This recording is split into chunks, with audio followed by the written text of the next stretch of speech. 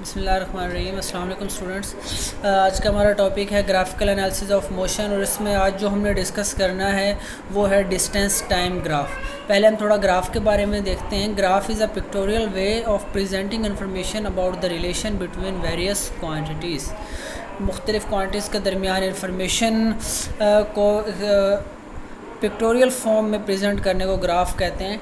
अब ग्राफ जिन क्वांटिटीज़ के दरमियान बनाए जाते हैं उनको वेरिएबल्स कहते हैं। तो quantities between which a graph is plotted are called variables. अब ये वेरिएबल्स या ये क्वांटिटीज़ जिनके दरमियान ग्राफ बनाया जाता है दो तरह की होती हैं, इंडिपेंडेंट क्वांटिटीज़ और डिपेंडेंट क्वांटिटीज़। अब इन क्वांटिटीज़ में से एक को इंडिपेंडेंट क्वांटिटी हम कहते हैं और दूसरी क्वांटिटी जो कि जिसकी वैल्यू इंडिपेंडेंट क्वांटिटी के लिहाज से वेरी करती है उसको हम डिपेंडेंट क्वांटिटी कहते हैं। ये डिपेंडेंट क्वांटिटी की डेफिनेशन होगी। नेक्स्ट अब हम देखते हैं डिस्टेंस टाइम ग्राफ।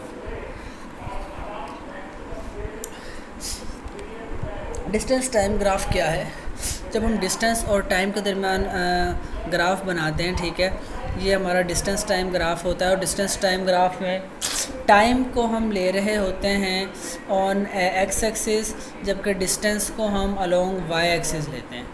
अब इसमें क्या होता है, एक चीज़ आप याद रखिएगा, ग्राफ में हमेशा आप जो इंडिपेंडेंट क्वांटिटी है उसको एक्स एक्सिस पे लेते हैं और डिपेंडेंट क्वांटिटी को वाई एक्सिस पे लेते हैं। अब जो कि डिस्टेंस जो है वो डिपेंड कर रहा होता है टाइम पे, इस वजह से डिस्टेंस डिपेंडेंट क्वांटिटी है तो उसको हमने वाई एक्सिस पे रखना है और इंडिपेंडेंट क्वांटिटी को एक्स एक्सिस पे रखना होता है।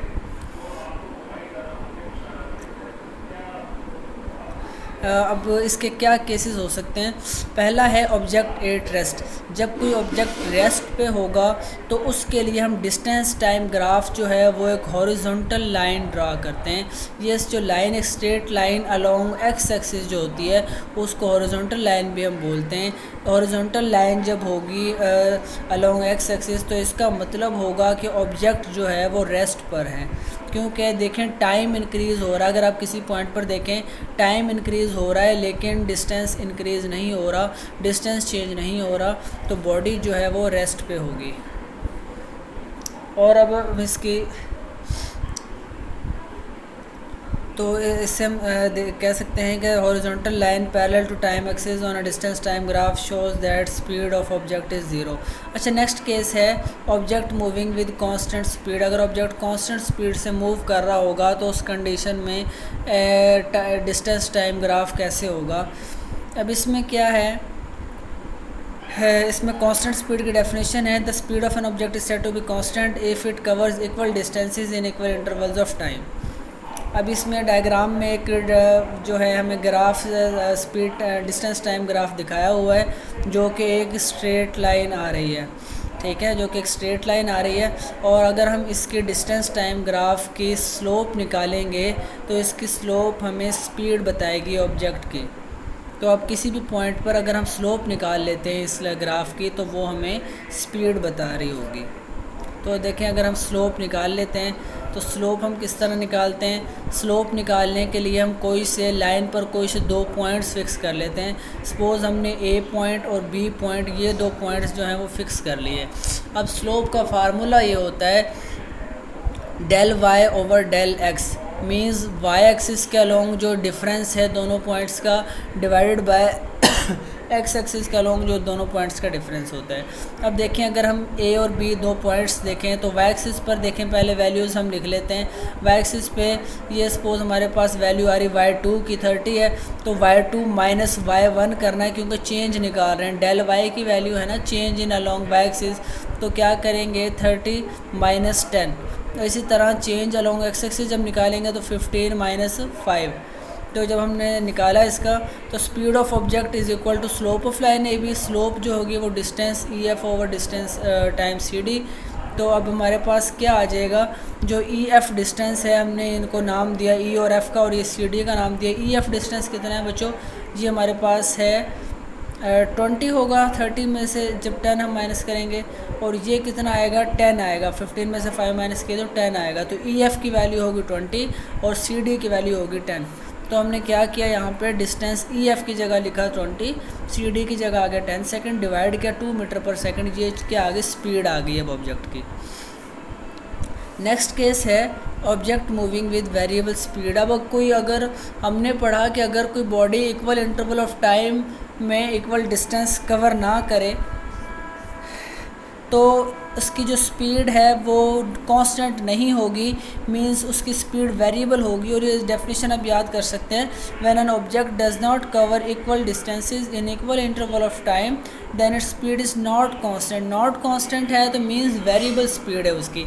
तो अब इसमें क्या होगा, वेरिएबल स्पीड के लिए जो डिस्टेंस टाइम ग्राफ होगा वो एक स्ट्रेट लाइन नहीं होगी, ठीक है, और एक कर्व लाइन होगी। और अगर हम इस कर्व लाइन की स्लोप निकाल लेते हैं तो वो हमें स्पीड ऑफ ऑब्जेक्ट बताएगी। लेकिन जब कर्व लाइन की स्लोप निकालते हैं तो वो हम उसका मेथड थोड़ा चेंज होता है।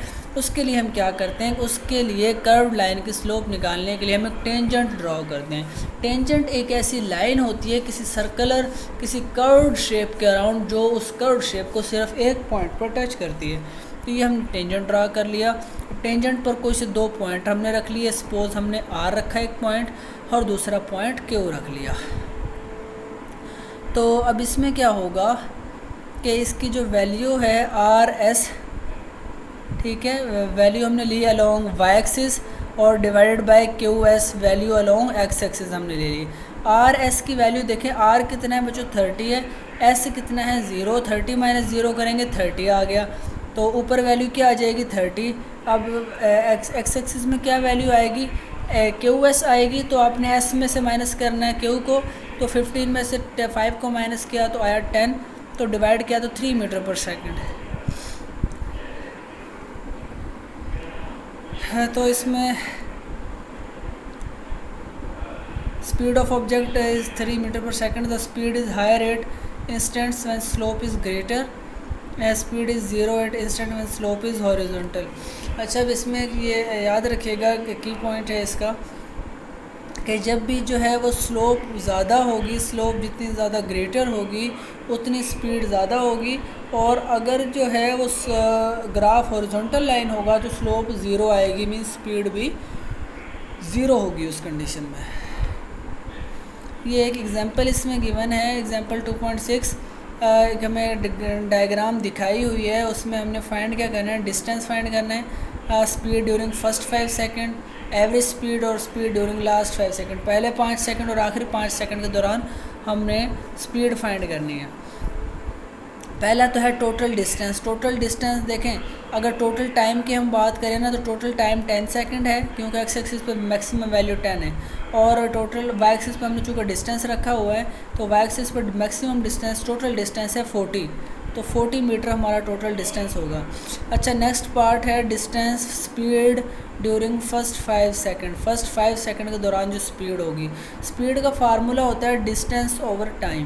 पहले 5 सेकंड देखते हैं हम, यहाँ से यहाँ तक हैं 2, ये 4 और यहाँ पर 5 हो गए। तो फर्स्ट 5 सेकंड, फिर उसको हम मिलाएंगे स्लोप से, वो हमारा ग्राफ से, और उसको फिर हमने मिला देना है वाई एक्सिस पर किसी वैल्यू से। अब इसमें देखें, ये हमने जब एक पॉइंट्स ड्रा कर लिए, हमने एक पॉइंट ले लिया, तो इस पर अब हमने वैल्यू कैसे निकालनी है। अब इसमें देखें, स्पीड का फार्मूला होता है डिस्टेंस ओवर टाइम। तो इस पॉइंट ए के लिए डिस्टेंस कितना है, डिस्टेंस 30 और 40 के दरमियान है, तो 35 मीटर डिस्टेंस है, और टाइम कितना है 5, तो 35 को डिवाइड कर देंगे 5 से, तो आंसर आएगा 7 मीटर पर सेकंड। अब नेक्स्ट है एवरेज स्पीड फाइंड करनी है। एवरेज स्पीड के लिए होता है total distance over total time. तो टोटल डिस्टेंस कितना है 40 और टोटल टाइम कितना है 10, 40 को 10 से डिवाइड किया 4 मीटर पर सेकंड आ गया, ठीक है, एवरेज स्पीड। नेक्स्ट है distance moving during last 5 second. Last 5 second, अब देखें यहाँ से लास्ट 5 सेकंड से आगे आगे कितना डिस्टेंस कवर हुआ है। अगर हम यहाँ से देखते हैं तो यहाँ से आगे सिर्फ मैक्सिमम 40 तक गया है, 35 से मैक्सिमम डिस्टेंस कितना हो गया 40। तो 5 सेकंड में, इन नेक्स्ट 5 सेकंड में ओनली 5 मीटर डिस्टेंस जो है बॉडी ने कवर किया है। तो distance moving during last 5 second जो है वो 5 मिनट होगा। लास्ट ऑप्शन क्या, speed during last 5 second. Speed किस तरह निकालनी है हमने आखिरी 5 सेकंड के दौरान। तो डिस्टेंस कितना है लास्ट 5 सेकंड में 5 मीटर, और टाइम कितना है 5 सेकंड, तो 5/5 करेंगे, ठीक है, तो आंसर कितना आ जाएगा 1 मीटर पर सेकंड। जी, ये इतना था distance time graph. Next lecture में हम स्पीड टाइम ग्राफ को डिस्कस करेंगे।